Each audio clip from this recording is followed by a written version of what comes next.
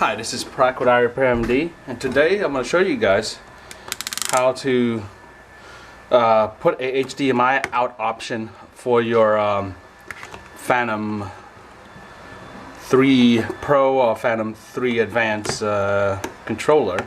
This will enable you to share your feed, share the live video feed to HDMI TV. Okay. And I got this right here from eBay for about $105. You can get it from Helipad or Amazon. This is made by DJI, so this is a original DJI product, and it's meant to be an upgrade. And for this, we're gonna take out, as you see, the older one only have the USB and the micro USB. There's no HDMI out, so if you wanted to share your feed with anybody, you're just gonna have to look at the small screen of your mobile phone or your mobile tablet.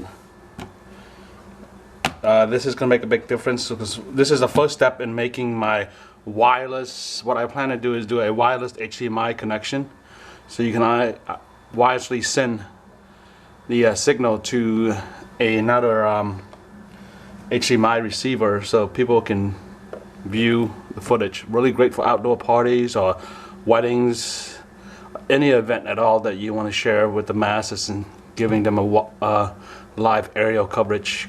If you're doing public safety, this might be great for staging or running special operations. So if you have a command center, your drone will be able to feed live footage to the command center, so all those in charge are making good decisions. But this is the product. The parts number, the spare part number is 54. It's for the Phantom 3. It works on the professional and advanced, and comes in this shielded box bag. Comes with the screws that you need, and as you can see now, has the HDMI out option, and it also has another link right here. This looks like it enable you to actually link up with another controller to control the other aspect of it,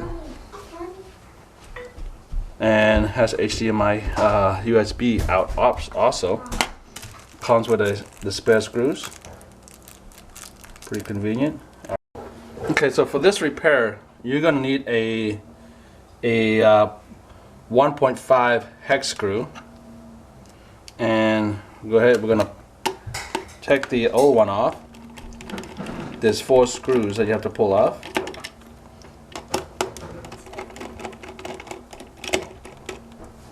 Okay, this should be a fairly easy install, so should be able to get everything done in less than 20 minutes. Okay, so once you have it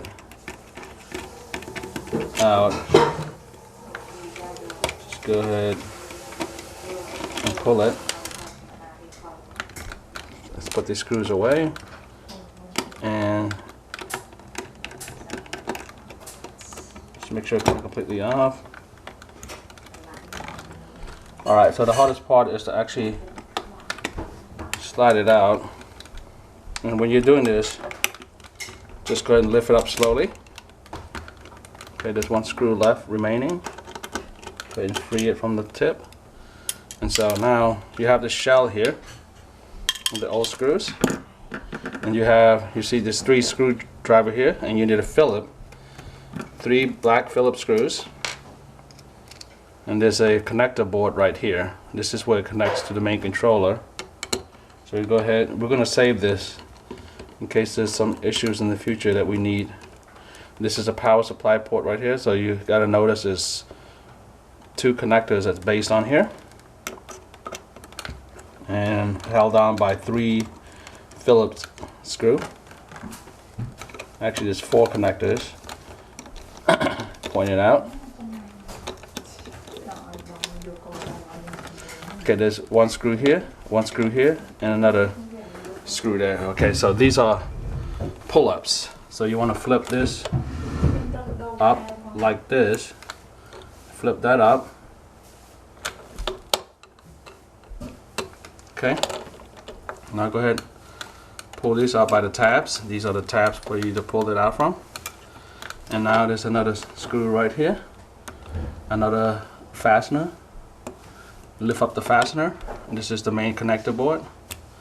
Okay, so now you got that done and replaced. We can go ahead and put this in. Okay, and we're going to take this off its shell. Okay, it was connected to this port right here. So the difference between these boards are that actually this has a HDMI input connector here, and this does not, and you still get that bottom feed. This is the HDMI video link. It links to here, which runs to the HDMI port. So let's go ahead and insert the main connector first.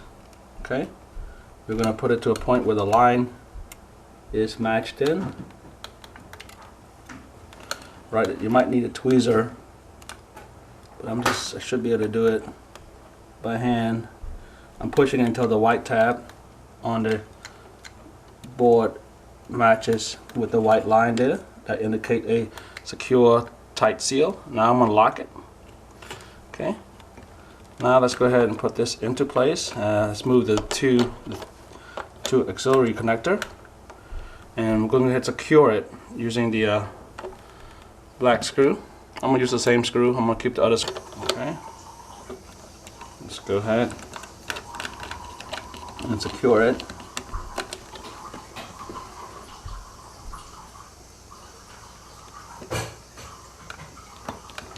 Alright.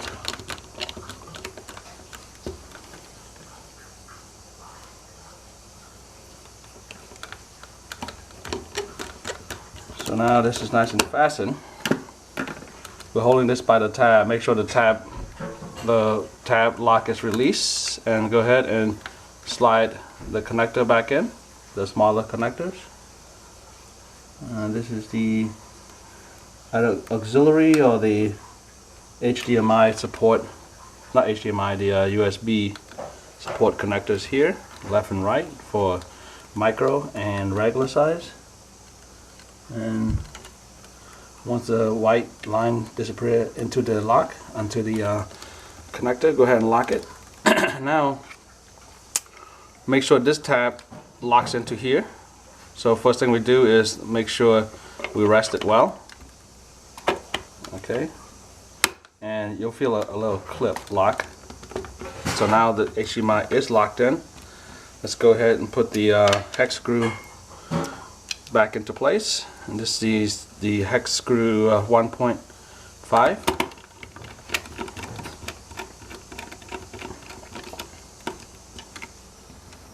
And this is a fairly easy install, but it makes a big difference, especially when you have people sharing.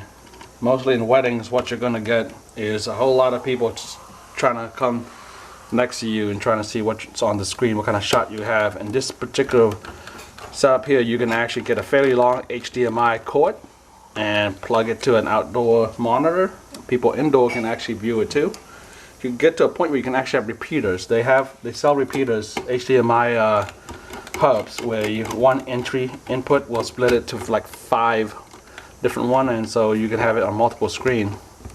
And next week videos, I'm going to show you how to actually do a wireless HDMI from this unit here, so you'll be able to fly it and remotely transmit 1080p HDMI video to the monitor. Really good for those who are doing public safety, which I do. I'm a public safety employee. I work for the local government, and trying to usher in the new drone era, because it's going to be really helpful for everybody, really. Anyway, so you can see now you have the USB, your auxiliary controller. You have the micro USB and the HDMI, and we're going to go ahead and test this out.